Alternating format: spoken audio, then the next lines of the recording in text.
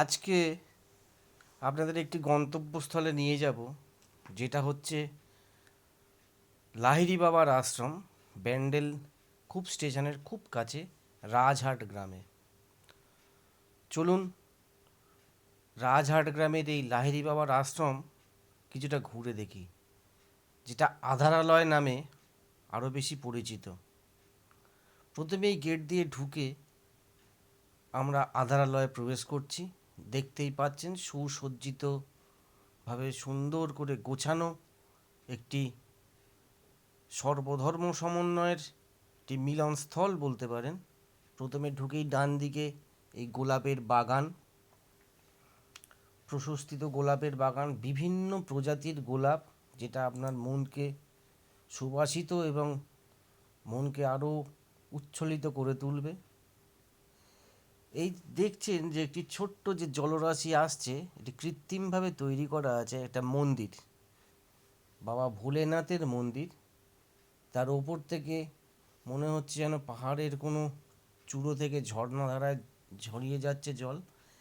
এই যে দেখছেন শ্বেত শুভ্র মহেশ্বর, তার পাশেও এর একটি আছে শিবেরই একটি আলংকারিক মূর্তি।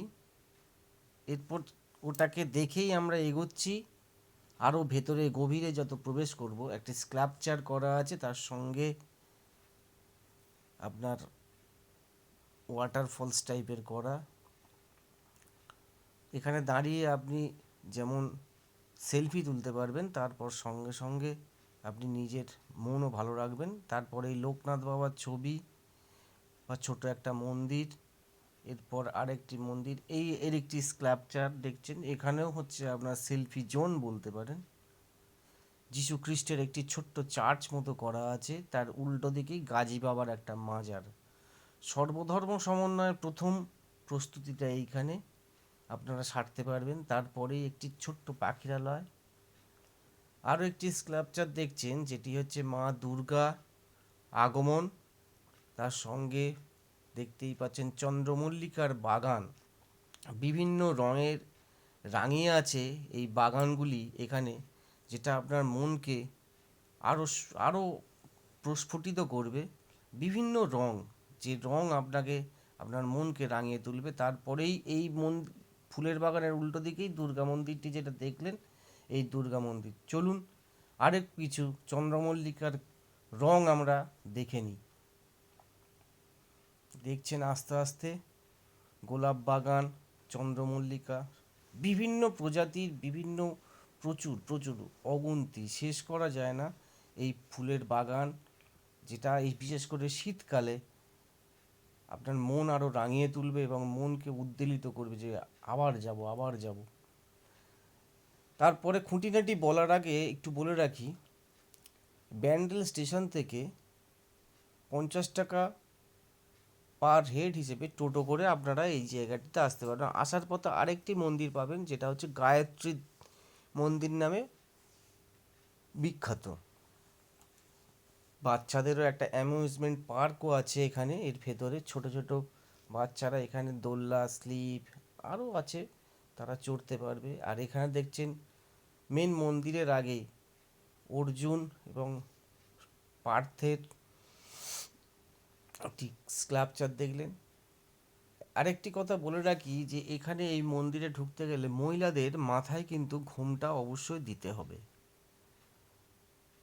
মন্দিরের ডান দিকে আছে রাম সীতার মন্দির, বাঁ দিকে আছে মা কালীর মন্দির।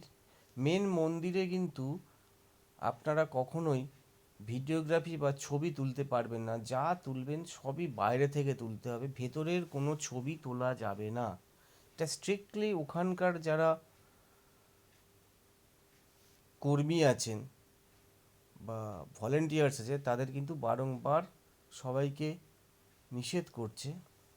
এই মন্দিরে ঢোকার আগে আরেকটি বিশেষ নমুনা হলো, এই যে পুকুরটি দেখছেন, পুকুরটি থেকে জল আসছে একটি স্থানে, সেই স্থানে হচ্ছে পা আপনার ধুয়ে ওই মন্দিরে ঢুকতে হবে। এই মন্দিরটিতে মোটামুটি ঘন্টা 3-4 হাতে সময় নিয়ে ঘুরেও শেষ করতে পারবেন না। আর এখানে 80 টাকা দিয়ে অন্নভোগেরও ব্যবস্থা আছে, যেটা হচ্ছে আপনাদের ভালো লাগবে। নিরামিষ আহার আপনারা পাবেন এখানে, ভাত, ডাল, 2 রকম সবজি, পায়েস, চাটনি, পাঁপড়। 80 টাকা দিয়ে আপনার মনের মতো করে আপনি ওখানে আহারটা গ্রহণও করতে পারেন। আর এই মন্দিরের পাশেই ওনাদেরই কিছুটা প্যাসেজ আছে, সেই প্যাসেজে নাম সংকীর্তন চলে। তার সঙ্গে সঙ্গে ছোট ছোট সময় ছোট ছোট মেলা হয়, সেই মেলাতেও বিভিন্ন রকম ফুড স্টল আছে। সম্পূর্ণরূপে ভেজ ভেজ ভেজ স্টল ওখানে পাবেন আপনারা। প্রচুর রকমারি জিনিসপত্রও বিক্রি হয়, আপনাদের মনোগ্রাহী হবে। এটা হচ্ছে সেই রাম সীতা লক্ষ্মণের মন্দির দেখলেন। এরপরে শ্রীকৃষ্ণের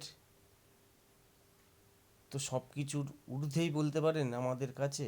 এটা উপাসনালয়, যেখানে আপনি মন্ত্রোচ্চারণ, জপ, ধ্যান সবই এই জায়গাটিতে করতে পারবেন।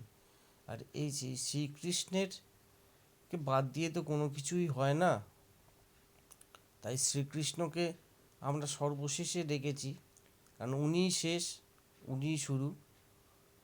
আশা করি আমাদের এই ভিডিওটি বা ভিডিওগুলি আপনাদের ভালো লাগে। অনেক দিন পরে এলাম।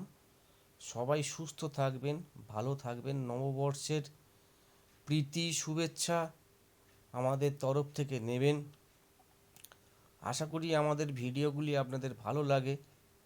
আপনারা আমাদের পাশে থাকবেন এবং পাশে থেকে এই চ্যানেলটিকে সাবস্ক্রাইব করবেন এবং কমেন্টস লাইক করে জানাবেন কেমন লাগছে আপনাদের এই ভিডিওগুলি।